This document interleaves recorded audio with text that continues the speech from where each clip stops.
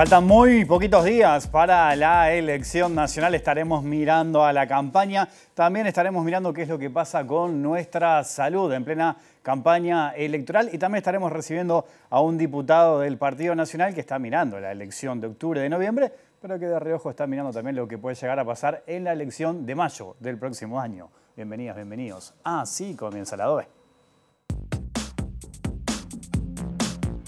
Estamos convencidos de las decisiones, estamos convencidos que este es el lugar donde queremos estar, en el lugar que nos queremos desarrollar y que queremos prosperar. No solamente hasta octubre ni hasta mayo, sino mucho más que eso. Garantizarle a los uruguayos un futuro de bienestar, y eso lo vamos a garantizar con el triunfo de la coalición en octubre, encolumnado atrás del Partido Nacional. Todos aquellos que me conocen saben ese enamoramiento obsesivo que tiene uno por el departamento donde vive y cómo quiere uno a Canelones, ese departamento que hemos recorrido calle a calle, barrio a barrio. Esto es un punto de partida para ganar Canelones y lo tenemos que tener presente. Cuenten conmigo para eso, yo cuento con ustedes. Muchas gracias por acompañarme. Que brindarle bastante más seguridad a nuestra gente. Y se sigue discutiendo y dicen que son un récord, que bajó todo, la inseguridad, que no, está bárbaro todo. Y nos encontramos con noticias como la de ayer, que es indescriptible. No hay forma de describir y de calificar lo que pasó con ese bebé. Hay que ser duros con el delito. Y también con las causas de los delitos, porque ahí está el problema fundamental. 44% de intención de voto del Frente Amplio, 24 Partido Nacional, 17 Partido Colorado, 4 Cabildo Abierto, 3 el Partido Independiente, 3 el Partido de Salle, 1 la Unidad Popular, y ahí otros partidos aparecen con un 1%. Con una estabilidad importante en el Partido Independiente, estabilidad en Cabildo Abierto en el último tiempo. Ha habido movimientos entre el Partido Nacional y el Partido Colorado, una caída del Partido Nacional, un crecimiento del Partido Colorado, y la sorpresa de Salle, que logra un posicionamiento importante.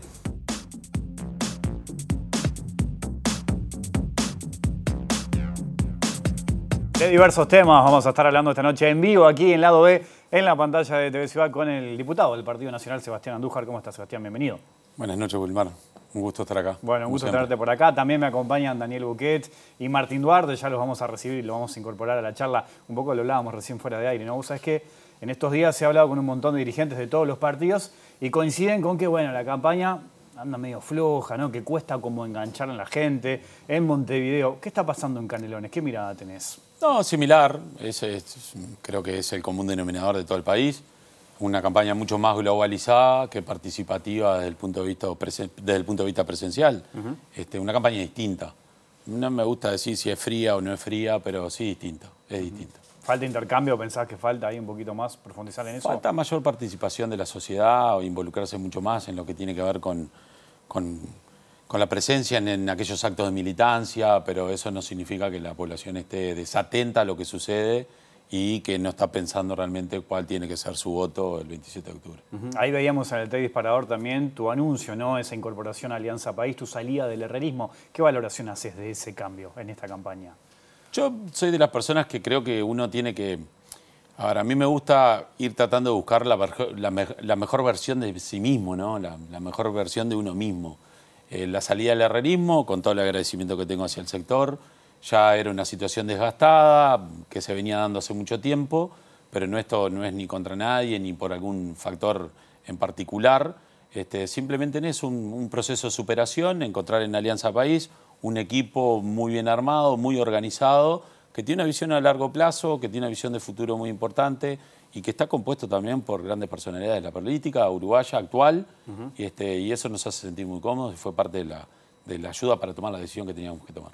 ¿Pesó el caso Penades al momento de salir del herrerismo? No, lo de Gustavo es un tema particular, lo de Penades, y esto ya fue hace tiempo, si no la decisión hubiese sido tomada por mí mucho tiempo antes. Yo hice toda la campaña, hice la interna, acompañé la candidatura de Laura Raffo.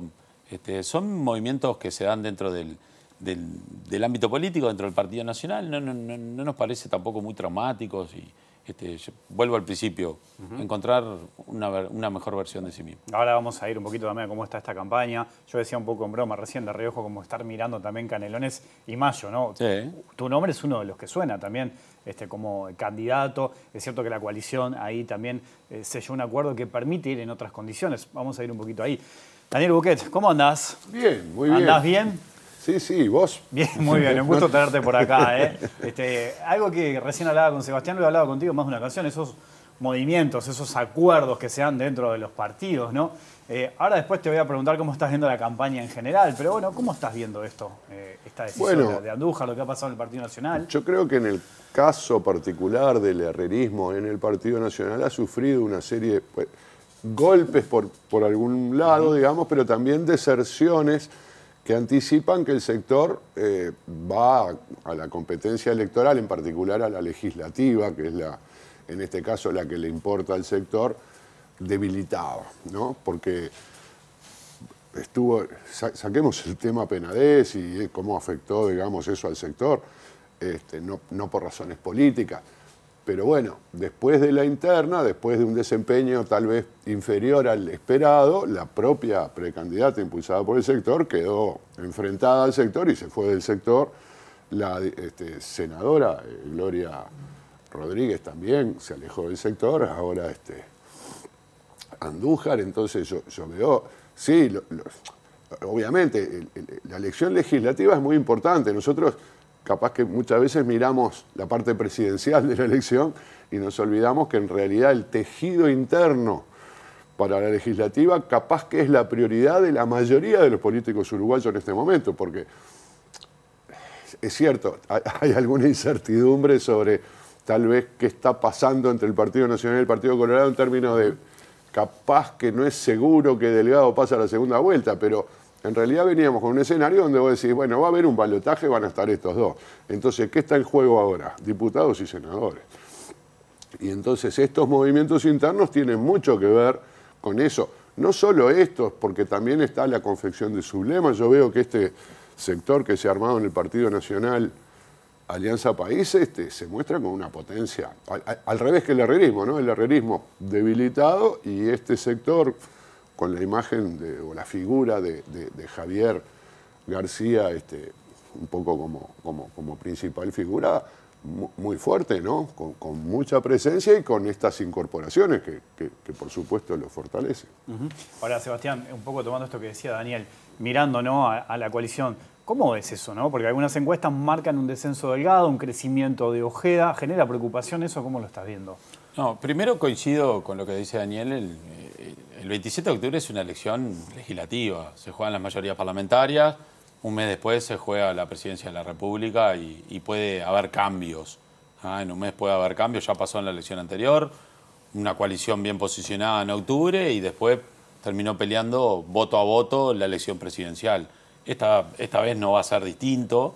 Va a ser un escenario similar, que no esté definido en la presidencia de la República después del 27 de octubre y haya que esperar hasta el balotaje para tener certeza de quién va a gobernar nuestro país. No hay preocupación. Yo creo que hay un escenario, salvando algunas cosas, hay un escenario muy similar al 2019. Talvi venía una fuerza muy particular, empujando. La calle Pou, después de la elección interna, había bajado en las encuestas. Capaz que ahora se le ha dado un poco más de color o más efervescencia. Me parece que todavía la distancia que tiene el Partido Nacional con el Partido Colorado es clara. No te diría indescontable, porque siempre hay que ver, hay que contar los votos, pero no creo que haya una preocupación en ese sentido por parte del Partido Nacional. O sea, ¿vos considerás que hay un escenario similar al que ocurrió en 2019? No, similar es la fluctuación, de que uno crece, otro baja, se puede acercar, no se puede acercar. ¿Qué pasa hoy también? Yo no soy politólogo y lo nuestro es mucho más olfato que un estudio, una parte científica, pero hay un debilitamiento de Cabildo. En la otra elección había un fortalecimiento de Cabildo, que quizás Partido Colorado está acaparando también ese voto, esa fuga de votos de Cabildo Abierto.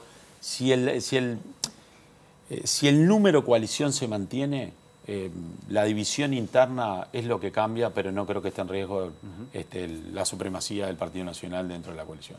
Martín Duarte, ¿cómo andás? Bueno, Wilmar, ¿todo bien? De nuevo por acá, por el estudio. Estamos por acá. Retomo un poco el tema que planteaba Daniel y que hablaba Andújar a propósito de... Yo recuerdo que por febrero vos hacías unas declaraciones que hay palabras más, palabras menos, decías, hay una campaña de desmerecimiento frente a Laura Raffo. En particular, vos formaste parte de esa mesa chica. Y a partir de las internas, bueno, hay un claro descenso a nivel de la intención de voto de lo que marcan algunas encuestas con el Partido Nacional. Con el diario del lunes, ¿crees que la decisión de Delgado de haber elegido a Ripoll le puede estar pasando factura a nivel de la intención de voto en el propio Partido Nacional? A ver, fue marzo, abril, cuando uno decía un poco de que no estábamos pasando de picardía en cuanto a un ninguneo, un desmerecimiento, sobre todo la capacidad de Laura Raffo y esa valentía de enfrentar una campaña como la enfrentó, y que había que valorarlo, no había que desvalorizarlo, había que valorarlo. Creo que ahí el partido no tuvo una buena actuación en ese sentido, porque también hay que cuidar los activos, hay que cuidar el capital político que se viene formando, que se viene generando, hay que tener mucho cuidado con eso, porque también puede ser futuro para nuestro partido. La elección es legítima, la elección de Delgado es legítima, tuvo un porcentaje de votos que legitimizan sus propias decisiones, y de parte nuestra la confianza que hay que tener en una persona que fue elegida por una amplia mayoría dentro del Partido Nacional. No me animo a evaluar si el partido baja o sube por efecto no Ripoll. Valeria está mostrando una impronta distinta, creo que fue lo que se pensó en su momento, cuál era su activo para esta campaña, y lo está mostrando. Si está dando resultado o no, bueno, será análisis justamente de los politólogos de poder detallar si sumó o restó. Lo veremos también el 27 de octubre, pero no me animo a predecir de que lo fluctuante que pueden ser los números del partido tienen que ver con Valeria Ripoll. ¿Pero a vos te sorprendió la decisión, por ejemplo, que se conoció esa misma noche de Delgado? Sí, me sorprendió. A ver, pero no es que me haya sorprendido para mal, uno tiene su corazón y pretendía quizás otra cosa, y no solamente por lo que significa Laura Raffo, sino hay otros compañeros dentro del partido que tienen mucho merecimiento también para ocupar ese lugar. Lo que me sorprendió fue la parte de la comunicación. Yo creo que fue más por la metodología de la comunicación que otra cosa. Digo, después, te reitero, legitimidad en la decisión que tiene que tomar alguien que fue apoyado por el 70% del partido. Así que no podemos discutirlo. Sí darle la confianza absoluta en esa decisión que tomó. Hoy que hablábamos de Canelones, ¿no? Antes de mayo, obviamente, está noviembre y está octubre. No es lo mismo ir a pelear por una intendencia siendo gobierno que siendo oposición. ¿Eso te condiciona, por ejemplo, tus aspiraciones de ser intendente, candidato a intendente de Canelones? No me condiciona la actitud y tampoco la responsabilidad de asumir esa responsabilidad. Yo vengo repitiendo esto en todos los meetings que se hacen ahora, las reuniones. No hay mayo sin octubre y noviembre primero. ¿Y por qué? Porque hay que hacer entender a la gente que primero está octubre, el gobierno nacional es lo primero, es lo más importante. Y después para la coalición, lo que estamos formando en Canelones es parte de la fotografía que vamos a obtener ahora. Eso significa el empujón, el envión anímico, la actitud con la que tenemos que enfrentar las cosas. Tenemos que mirar los números, pero no va a cambiar mi decisión. Eso no lo va a cambiar. Sea cual sea el resultado de octubre, si tengo que asumir la responsabilidad de tener una candidatura, la voy a tener, sabiendo que puede tener o por lo menos que pueda pelear un triunfo en el departamento o no. Lo voy a tomar igual, no nos va a cambiar. Daniel, traslado esta pregunta que le hacía Sebastián recién, ¿no? Le pasó al Frente Amplio cuando perdió el gobierno, que también apuntó a Montevideo y Canelones y tuvo que ir por esas intendencias, también tuvo Salto, pero siendo oposición después de 15 años de gobierno. ¿Cómo ves eso? Que le puede llegar a pasar también al Partido Nacional si es que pierde el gobierno. Bueno, la relación entre octubre y mayo existe, ¿no? No nos olvidemos que en realidad nosotros teníamos un sistema ya hace muchos años donde las elecciones eran simultáneas.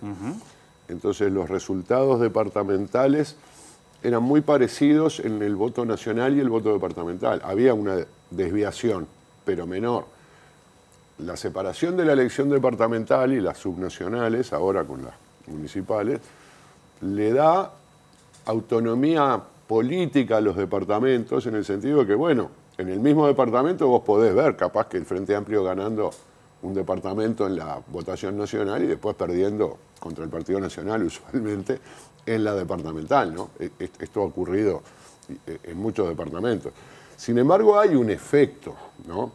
Es decir, cuando un partido crece fuertemente en la elección nacional y eventualmente otro cae fuertemente en la nacional, eso se va a reflejar en el nivel departamental, no matemáticamente, no se reproducen los porcentajes, no tenemos votantes frentistas que van a votar al frente en octubre y después al frente en mayo. Tenemos, sí, por supuesto, hay votantes frentistas y hay blancos que van a votar siempre a su partido, pero hay un porcentaje muy alto de gente que es independiente y que además tiene apreciaciones distintas sobre cómo se desempeña un gobierno nacional de cómo se desempeña un gobierno departamental, pero es importante el efecto tracción, ¿no? que genera, sobre todo el crecimiento grande. Al frente le fue muy bien a nivel departamental después de haber ganado elecciones nacionales, ¿no? Y llegó a gobernar, yo ahora no me acuerdo, capaz que hasta 7 departamentos en alguna de las elecciones, ¿no? Después, justamente, quedó disminuido, tiene sus bastiones acá en la zona metropolitana, tiene su bastión en la zona metropolitana que se refleja sobre todo en Montevideo y Canelones, y fuerza mayor en algunos departamentos donde es competitivo. Un triunfo del Frente Amplio contundente, vamos a decir, en octubre va a ayudar a que el Frente sea competitivo en más departamentos.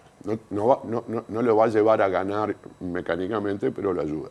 Al contrario, un triunfo una derrota del Frente Amplio, vamos a decirlo así, o un triunfo de la coalición, no solo en octubre, sino octubre, noviembre, es decir, también con la presidencia, tiene el efecto contrario, ¿no? Favorece después en la elección departamental al actual oficialismo, del nivel nacional, ¿no? En definitiva, en general en los departamentos que gobiernan los blancos o Rivera también, que gobierna el Partido Colorado. ¿Y dónde crees que está la clave allí para ganarle al Frente Amplio en Canelones? Ese es un tema de estudio, ¿no? Hay un comportamiento electoral, bien decía Daniel, que a veces es difícil de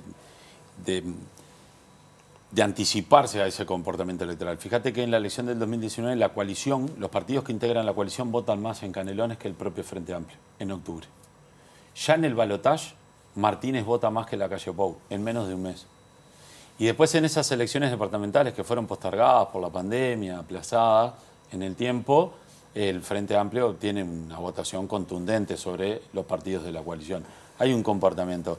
Yo creo que en Canelones estamos en un momento que quizás pueda ser propicio para el cambio si la fotografía de octubre a nivel coalición es buena, sobre todo en ciertos conceptos que hoy el canario está viviendo, ¿no? o que está pensando, que tienen que ver mucho con el grado de satisfacción que pueda tener el canario con el lugar donde vive. Yo lo digo de otra forma y a veces es difícil de interpretar.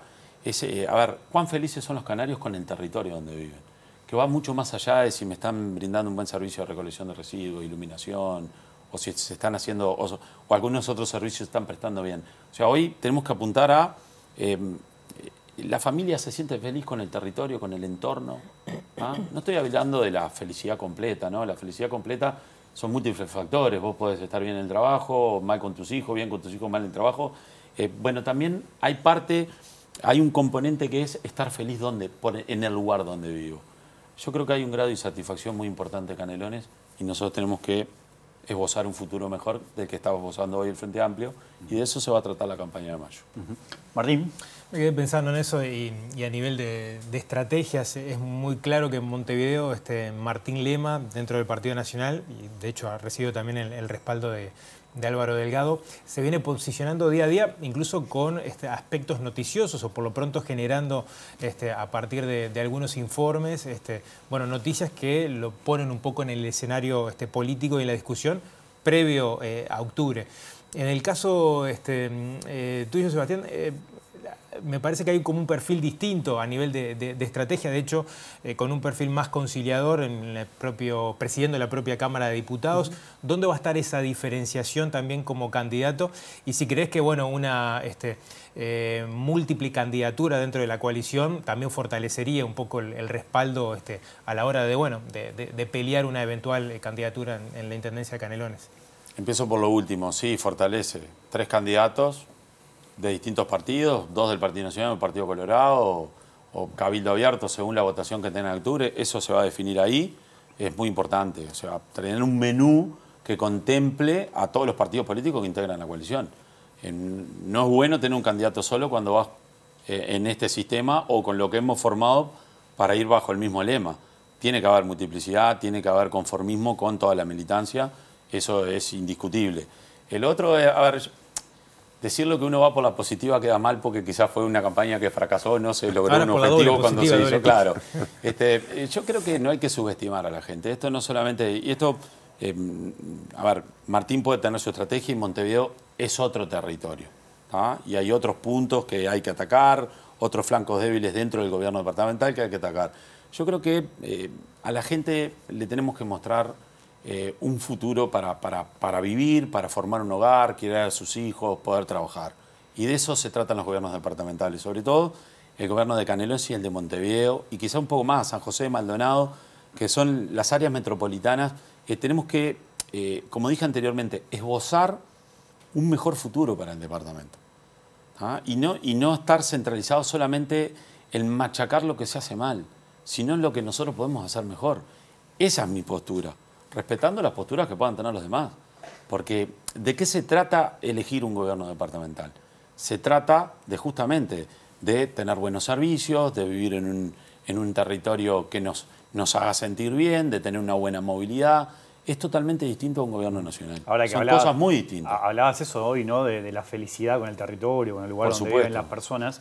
Pienso de que, bueno, hay muchos canarios que vienen a trabajar a Montevideo y se ha dado en el último tiempo de muchos montevideanos que se fueron a vivir, además, a Canelones. Y vos y todos nosotros hemos escuchado en el último tiempo un montón de proyectos de movilidad, ¿no? Desde, bueno, un tranvía, el tren. Hace pocos días el CIMBE presentó un proyecto, ¿no? De ómnibus, 2 líneas, Montevideo, Zona América, Montevideo, El Pinar.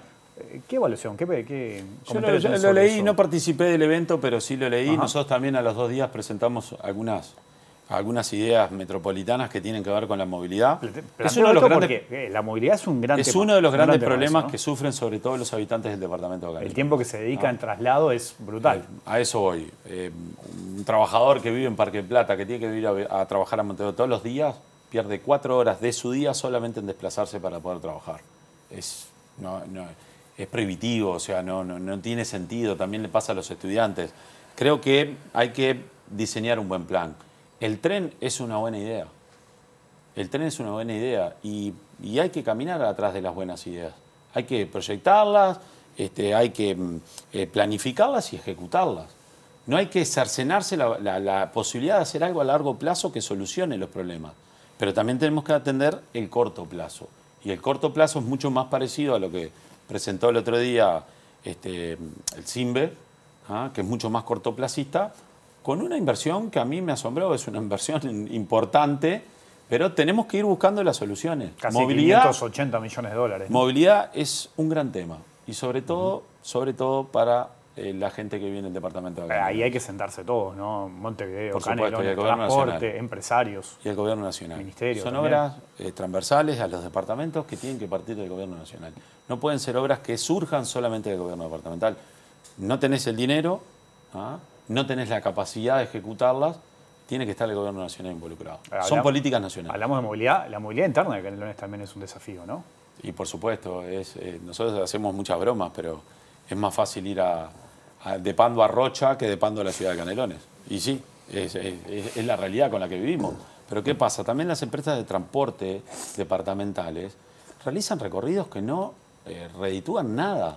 Líneas de pasajeros que, pues, es muy bien, son servicios, levantan solamente chicos escolares, y así están las empresas de transporte departamentales. Les está yendo a todas muy mal, están todas a punto de bajar la cortina, y además de eso, la ruta y la distribución de conexión que existe dentro del departamento es muy mala. Y eso sí es responsabilidad del gobierno departamental. Ahora, Canelones tiene una diversidad muy rica, ¿no? Es muy interesante, incluso desde el punto de vista electoral, porque no es lo mismo Canelones Capital que Canelones del Este, que el Canelones rural. por ejemplo, ¿no? Es tan diverso que es exclusivo. Sí, bueno, Sin duda. Pero eso también, como político, supongo que representa un desafío muy grande. ¿Cómo se le llega a toda esa población? Esa diversidad es riqueza, ¿no? Esa diversidad, como te decía, es exclusividad. Canelones tiene un potencial increíble, increíble. Y en Canelones está en juego mucha parte del futuro de este país. Solamente pensémoslo desde el lugar del espacio. Lo que no tiene hoy Montevideo lo brinda Canelones. Y esto no es desmerecer a nadie. Entonces, si no pensamos un departamento y no pensamos en el desarrollo que tiene que tener, también estamos no pensando en el futuro de nuestro país. En 25 años duplicamos la población. Pasamos de 300 y poco mil habitantes a 650.000. Tenemos la segunda ciudad más poblada del país, que antiguamente era Las Piedras. Nos educamos con Las Piedras, segunda ciudad. Hoy es Ciudad de la Costa. Ese crecimiento que ha generado distorsión, que ha sido caótico, que ha sido muy desordenado, Canelones lo tiene que rediseñar. Y eso nos va a generar mejor futuro, mucho mejor futuro. Y tiene que ver también con el desarrollo de nuestro país. Tomo un poco lo que preguntaba Martín a propósito de Martín Lema en Montevideo. ¿Qué es más accesible para el Partido Nacional ganar, en Canelones o en Montevideo? Los números de octubre del 2019 te decían Canelones.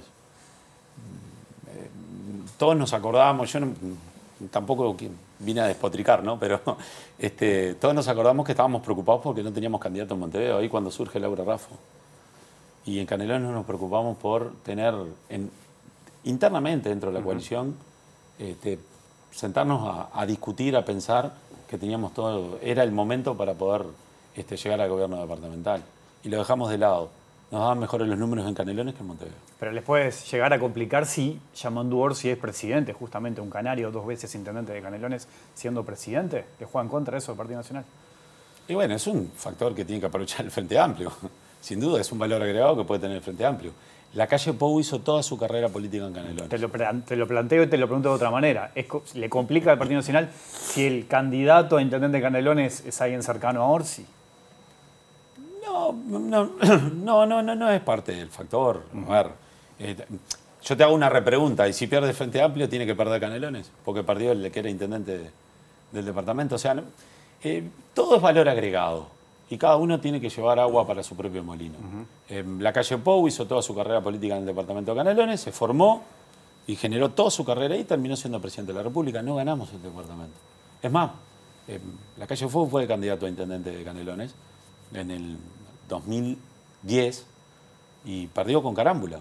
Terminó siendo presidente de la República. Creo que hay cosas que hay que saberlas desconectar. Son distintas realidades y distintos procesos electorales. Algo de lo que decía Daniel. Se ha departamentalizado muchísimo la política electoral, muchísimo, y eso genera un movimiento electoral interesante. Bueno, mencionabas a Daniel, yo sé que Daniel no tiene la bola de cristal, faltan pocos días para la elección, Daniel. ¿No la trajiste hoy o no la tenés directamente? Me hace falta. Te hace falta, bueno, pero sin bola de cristal, ¿cómo estás viendo estos últimos días? ¿Qué podemos decir? No, yo creo que la información que podemos saber a través de las encuestas, porque como dijo Andújar, yo olfato no tengo. Es un escenario de incertidumbre, ¿no? Hay algunas certidumbres o cosas más probables. La certidumbre de que el Frente Amplio va a ser el partido más votado, capaz que la más obvia de todas. Esta situación donde seguramente va a haber un balotaje, va a estar Orsi por lo tanto, y eventualmente lo más probable es que sea Delgado. Es casi todo lo que podemos saber, más allá de este movimiento que sí parece ser un movimiento real, ¿no? La caída del Partido Nacional y el ascenso del Partido Colorado, reflejado en muchas encuestas, magnitudes distintas, pero reflejado en muchas encuestas, existe. Y no sabemos, como decir, no sabemos bien la pendiente de la curva, ¿no? Que se está produciendo.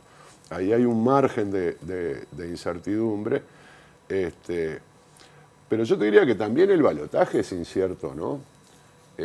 Vos tenés a un Frente Amplio muy bien posicionado, que bueno, estaría aspirando, no tiene asegurada ni mucho menos los números estos que estima Factum, por ejemplo, no le dan la mayoría del Frente Amplio, ¿no? La mayoría legislativa. Pero bueno, un partido que está en esa zona, está en el borde, está aspirando a lograr la mayoría legislativa, podría pensar, bueno, en el balotaje estaremos cómodos. Incluso las encuestas que simulan balotajes lo dan siempre a Orsi por arriba cómodamente de Delgado. Ahora, el problema es que para Orsi en una encuesta recolectar más votos en una simulación de segunda vuelta es fácil porque remonta 5 o 6 puntos, ¿no?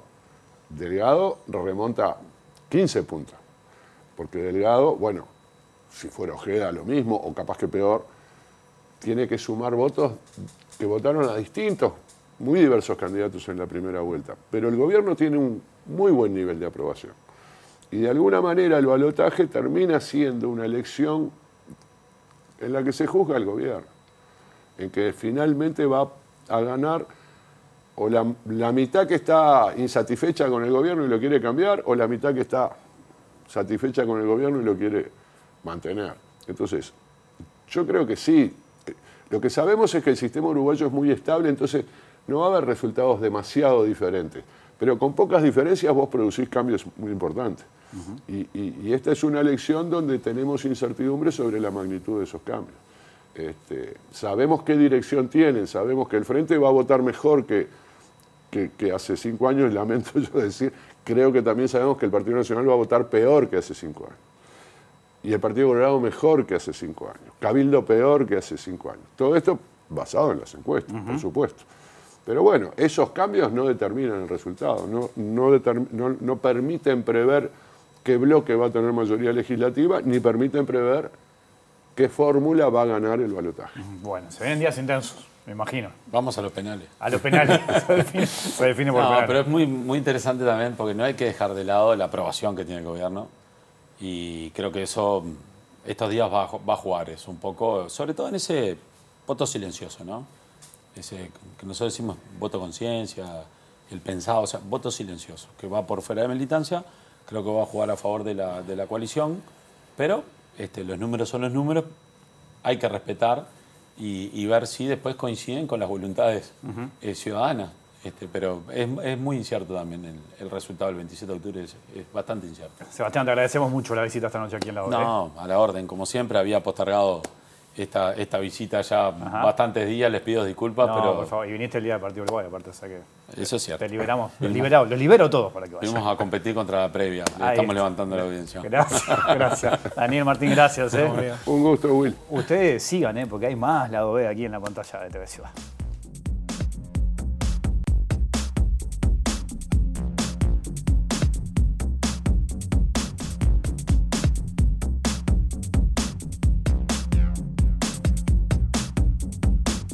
Seguimos en vivo aquí en Lado B, en la pantalla de TV Ciudad, y les propongo ahora hablar de un tema muy importante para todos nosotros, la salud, nada más ni nada menos que la salud. Y es bueno ver, analizar este tema en plena campaña electoral, cuando a veces otros temas son protagonistas. Bueno, es interesante ver qué es lo que está pasando, y es un gusto que nos damos hoy recibir al doctor Daniel Borbonet, una referencia en salud en nuestro país. Es un gusto enorme tenerlo por acá. Daniel, ¿cómo estás? Bienvenido. Muchas gracias, un placer estar con ustedes. Bueno, hoy estás asesorando, estás integrando el equipo de salud de la AMPLIA. Del Amplio, Frente Amplio, sí. ¿no? Hablar de salud en este momento en Uruguay es hablar de un montón de aspectos, ¿no? Porque quizás también vale la pena ver qué es lo que plantean los distintos usuarios, ¿no? Desde, por ejemplo, las demoras que podemos llegar a tener al momento de consultar a un especialista, la falta de medicamentos que se ha denunciado en ACE también, la respuesta del gobierno. A modo de diagnóstico, a nivel general, ¿qué elementos destacás, por ejemplo, de lo que está pasando hoy en nuestro país en materia de salud? Mira, primero, como tú lo decís, en la población, la percepción que ellos tienen de salud no está dentro de los 5 problemas que se plantean. Ajá. No lo perciben como esos problemas urgentes, como puede ser obviamente la seguridad, la economía, salarios, educación, vivienda. Sin embargo, la salud tiene algunos problemas estructurales y otros nudos críticos que obviamente se han aumentado en el correr de estos últimos años.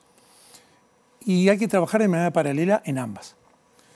Recordar de dónde venimos y hacia dónde vamos. En el 2007, con esa visión de Tabaré Vázquez y de su equipo de salud, logró hacer una reforma en salud como no hubo en el resto de Latinoamérica, reconocida a nivel internacional.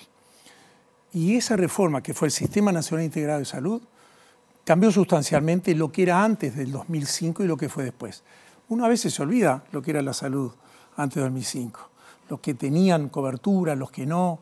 Luego hubo cambios en la parte financiera, en la parte de gestión y la parte de atención, que llevaron a que tanto los funcionarios que estaban presupuestados, con sus familias, jubilados, pensionistas, una universalización en el acceso a la salud. Los planes integrados de atención de salud, saber qué te brindaba cada institución, tener un formulario terapéutico de medicamentos. O sea, hubo un cambio tan grande que en los siguientes años no se profundizó como se debió. Y creo que ahí empezamos a tener problemas estructurales.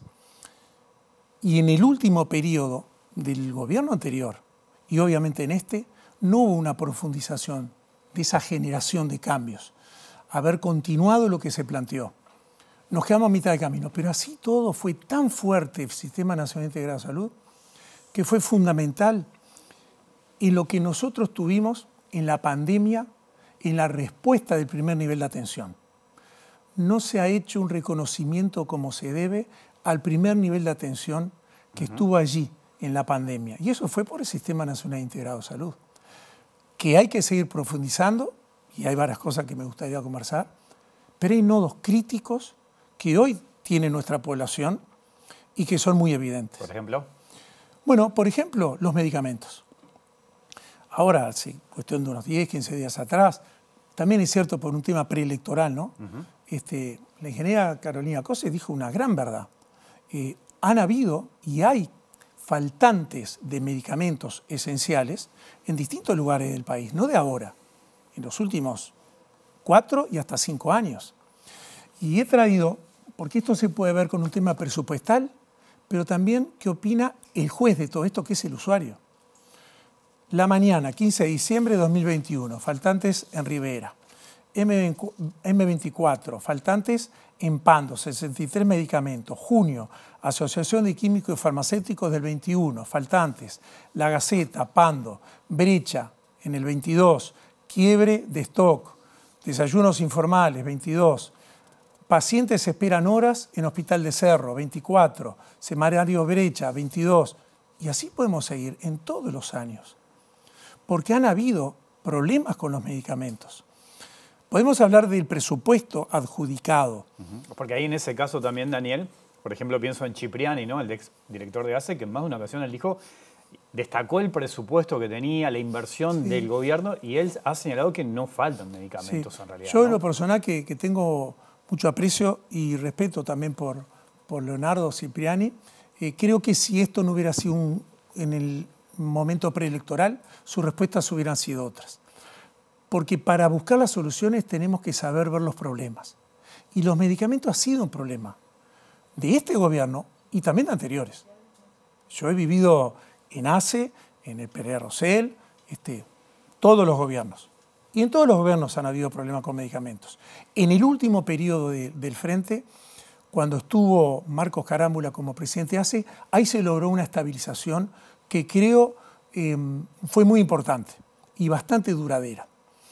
Ignoro si fue por cambios que tuvimos o que hizo este gobierno. Nosotros en los anteriores teníamos la unidad centralizada de adquisiciones del 2008 y este gobierno cambió a una agencia reguladora que fue en el noviembre del 2021, que en mi opinión fue ineficiente. Quizás, entre otras cosas, allí pudo haber estado el problema. Pero también los presupuestos hay que saberlos manejar. Si bien es cierto que hubo mucha disminución en el año 2021-2022, es cierto, y Cipriani lo dice, pandemia mediante. Por lo tanto, es difícil saber hasta dónde se gastó menos en los medicamentos por ese motivo. Pero en los 4 años se ha gastado menos y en lo que va del 2024 también. Pero la población lo ha planteado. Y ahora, frente a esto que decía la ingeniera Cose, esto no fue de ahora. Durante el Frente Amplio Te Escucha y en toda la recorrida que hicieron entre 2022 y 2023, ya estaba planteado. Y ahora, la fórmula, cuando vuelve a ir, los problemas que le decían de salud eran 3. Carencia de medicamentos, la tardanza en los accesos a la atención en salud y principalmente para los especialistas. Y esos son problemas que hay que solucionarlos.